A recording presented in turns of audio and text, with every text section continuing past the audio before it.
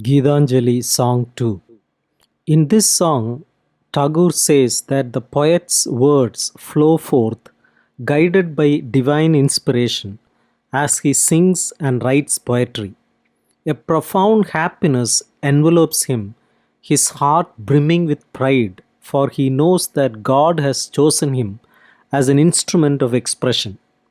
Gazing towards the divine, he is overwhelmed by a wave of joy and contentment, casting aside all fears. In this blissful state, disharmony and discord in the poet's life dissipate, replaced by a gentle and melodious symphony. His love for God swells and soars, akin to a bird gliding above the vast sea.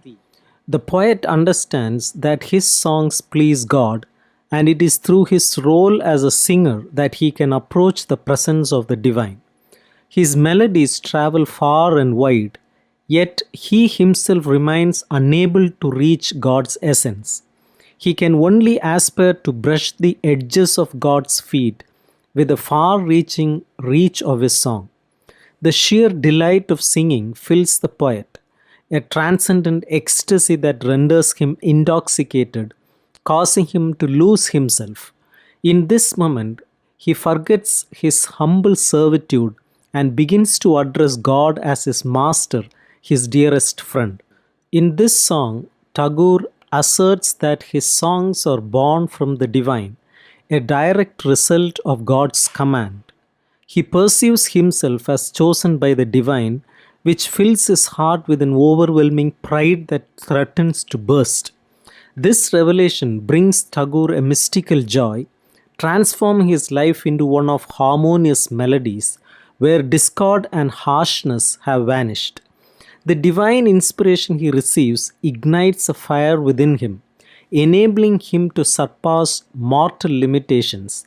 Through his poetry, which deeply pleases God, he believes he can establish a connection with the divine. Implicitly, the poem suggests that poetry itself is a sublime calling. While as a mere mortal, the poet is unworthy and unable to reach the presence of God, through his poetry, he can touch the divine. Thus, his songs hold greater significance and worth.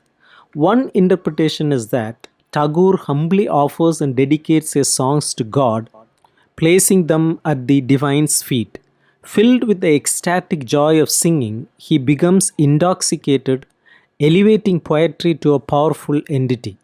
The poem suggests the uplifting quality of poetry, particularly in the concluding line where Tagore declares that through the potency of poetry, he can address God as his master, his friend. In doing so, Tagore pays a resplendent tribute to the power and beauty of divinely inspired poetry while positioning himself in a position of grateful humility.